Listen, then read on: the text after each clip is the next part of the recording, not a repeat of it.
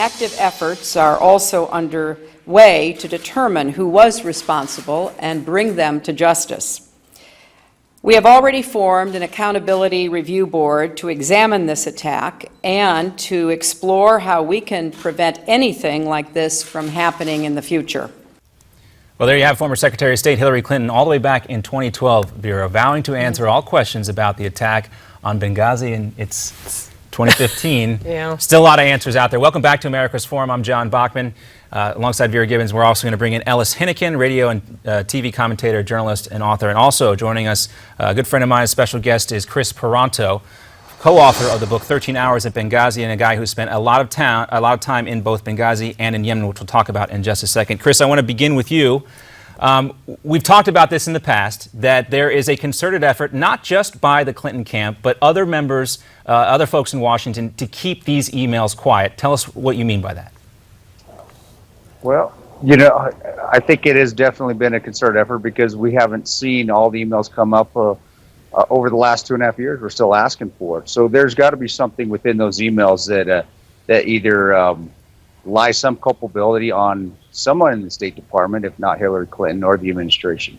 Well, Ellis, go ahead. I'm sorry. All right, and Ellis, I want to bring you in here because, you know, what do you not know at this point? And a guy like Kris, who was there the night that the attack happened in Benghazi in 2012 on September 11th, you know, he has seen things, he was there firsthand. We still don't know a lot of questions, and I know you normally support Hillary Clinton or the Democrats, but at this point, aren't there still questions that you would like answered? Well, hold on just a second. First of all, I'm not at all sure that I would want to turn over my email server to Trey Gowdy. I mean, but you're also not the former Secretary of the State. Let's be honest here. You're also not a former Secretary of State. But you understand the reality of political opponents, right? You don't want to hand them things they can use fairly or unfairly against you. I mean, that's just the reality of Washington.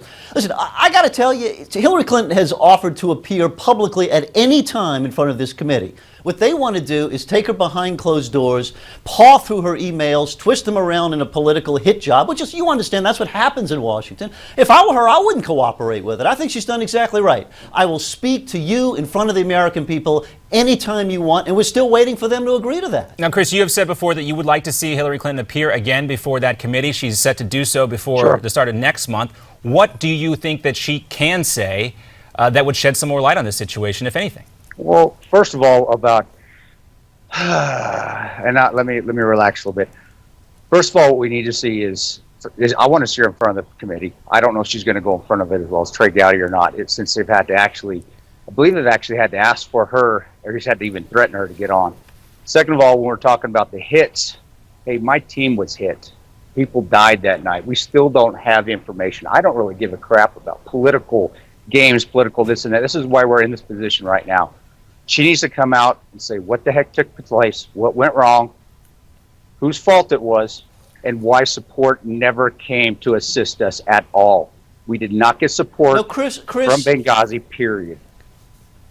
Kris, let me get you into an area that I know you have genuine expertise in. All this talk about Iran right now and this deal coming up. Talk as a former military guy with special experiences and efforts. What would it mean to try and attack Iran? I mean, what are the mechanics of either Israel or the United States attacking to try and stop Iran's nuclear development? How easy would that be, do you think? Yeah, it's not going to be that easy. We've let it go for so long now. We've let them still keep pushing the envelope, keep saying, well, we'll get to it later. Well, we'll do this later. Well, we'll adhere to your sanctions later, that by now, if we attack them, they're going to be a heck of a force to deal with. It's still possible. So there really isn't a viable military option here. There really is no viable military way to stop them from doing it, right? At this point in time, without me having more information to look at and see what exactly they're capable of, just for me being on the outside, there'll be a lot of bloodshed. I won't ever say there's never a viable military option, because honestly, there always is if you deal with collateral damage. But as far as us going in and just taking over and sweeping in, and there not being any repercussions on us, no. That's war. That's the legitimacy of war. That's the reality of war. And it is a sobering reality, too, and we can all agree about that. Kris, with about 30 seconds left to go, I want to get your take real quickly on Yemen. We had al-Qaeda break out a bunch of prisoners yesterday. The Iranian-backed Houthi rebels are digging in there. Yemen is also an area of concern for this country, in addition to Iran, in addition to Iraq, in addition to Syria. Where does it measure in all those? How does it stack up to those areas of concern? Sanaa is actually, Yemen was a good solid place for us to go ahead and take out Al Qaeda leadership. We were doing a very good job there. We had good support from their government. We had good support from their military. Now again, it's just turned into another training area, another area where Al Qaeda and ISIS can go ahead and form and build their. Well, we've got to take a break, Kris. We'll come right back and talk more about that after this commercial break. Thanks for sticking around. Ellis Hennikin is back with us for more too. I also assure the nation that my government has undertaken appropriate deployment to the affected area and is fully seized of the situation. There you have the Kenyan president, Uhuru Kenyatta, there. They were trying to reassure Kenyans that the security forces have been deployed to the town of Garissa following that deadly attack by the terror group Al-Shabaab, which has now claimed responsibility. In that attack, 147 people died. Welcome back to America's Forum. I'm John Bachman, and continuing our conversation about the Middle East and North Africa being on fire. Kris Paronto, a security and military consultant, also a former Army Ranger, and co-author of the book 13 Hours at Benghazi. And also you see Ellis Hennikin here joining us as well. We talked about the lack of really good, firm military options, or at least ones without significant collateral damage in Iran. We talked about Yemen a little bit, but we also have to talk about Kenya now too. Let me start with you, Kris. We know that there has been some sort of talk among the African Union troops and pushing back against these terror groups on the African continent. What is your level, since you work with a lot of these types of groups around the world, what is your level of confidence in the African military forces? Well, we have plenty of advisors over there, at least on the what's called the ACOTA contract. It's a training contract that we send military advisors, high-level military advisors. When we're talking about colonels and high-level NCOs. So I think they're well trained. The Ethiopians are very good. Kenyans are very good. It's just it goes back to the equipment normally what they have. But I do believe they'll make something happen there. But they won't wipe it out. And really, the only people that can wipe out terrorism on this earth, as we know it, is us. But they will make some. They will go out and they will hit back. It won't stop it though. Go ahead, Ellis. Kris, let me tell you what worries me about Kenya. I don't like anybody in this drama. I don't like the guerrillas. I don't like the government. I don't like the past government. And frankly, I'm highly unlikely to like the future government. So how is it that we as America find partners in these efforts? If everybody is going to disappoint us, if everybody's going to be brutal, do we just stay away, or do we just sort of hold our nose and pick the least bad of the horrible? And that's a great question. I really think that if we stay away, then that's when the problem comes to us. And that's the issue we have, is that if we could just back out and say, and just cover ourselves, solidify the United States of America, and just say, hey, you guys go hit it out all you want, then that'd be great. But if we do that, then it comes to us, and now we're fighting it on our own borders, at least. And as we think of the military, especially in special operations, let's go fight on their areas, so we're not bringing it up and fighting in the U.S. Kris, but that's a great question. I don't think we can do it without us being involved and being involved significantly. Kris, I have a question, because you brought up the least bad of the horrible. A couple of years ago, everybody just heard about Al Qaeda. Now there's all these new terrorist groups. I mean, are we going to continue to see more terrorist groups emerge? What is going on here? Well, I think so, because we don't take a hard line. Every place that there's a terrorist organization or we get hit a little bit, we pull out. I mean, even Libya, we pulled out of Libya, we pulled out of Sanaa, we pulled out of Iraq. I think we said we're going to stay in Afghanistan a little bit longer.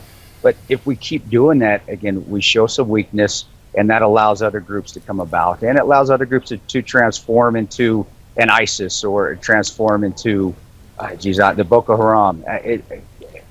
I hate to say that we are the ones that have to stop this, because believe me, I don't like war any more than anybody else. And you can say that, Kris, because you've seen it close up and some of the worst of it. And Ellis, I want to direct this question to you based on what Kris is saying. I mean, Barack Obama was elected because he opposed the Iraq War, one of the many reasons why. This is, though, a case study of what happens when we don't pay close attention and we don't get involved. Iraq, Yemen, we can go on, Tunisia, and how interaction, if not applied correctly, can cause problems. We can't just turn our backs and walk away. John, if there's an easy solution, I don't know what it is, and I suspect none of us do. Correct. Listen, part of the reality, though, is that we're suffering the consequences of how long we've been in Iraq and how long we've been in Afghanistan. You ask most Americans, and they say, no, I don't want to be involved in those places. Once we get there, we can never leave. And Kris, I got to tell you, there's no better example than Iraq and Afghanistan. I mean, how long should we stay? 50 years? 100 years? How long is long enough? John McCain says 100 years. This goes back to. I don't think most Americans want that. You want to send your kid there for 100 years? Military-wise, and I've said that. I think I even was asked if somebody pushed my buttons on another show, and I said, hey, when we go in to win, and that means we go in and we got to accept collateral damage, and we go and we destroy, we kill these bad guys, we kill Al Qaeda, we kill their headsheads, we don't let them go hide in their mosques, we don't let them go hide in their kids. Believe me, I've seen them put their weapon stocks in orphanages where we wouldn't touch because there's kids in there. I've seen them put them in mosques. We won't touch those areas. It allows them to grow, or they disappear for a little while. Kris, your brethren in Special Forces and the SEALs and the Rangers and other organizations did terrific work over there, worked really hard, fought very aggressively, and here we are. It goes back not to the guys on the ground, but the leadership saying, okay, you know what, we're going to pull back and we're going to give them time to come to the negotiation table. And all that does, it allows them to rebuild. It has everything to do with leadership, Kris. That's an excellent point, and we'll end on that point. Kris Paronto, Ellis Hennikin will be around with us for the next hour, but we do want to thank Kris for his service to this country and for being with us here on the program. His book, 13 Hours at Benghazi, it's going to be a movie soon, too, so make sure you read the book first before it comes out. Stay with us. America's Forum rolls on after this.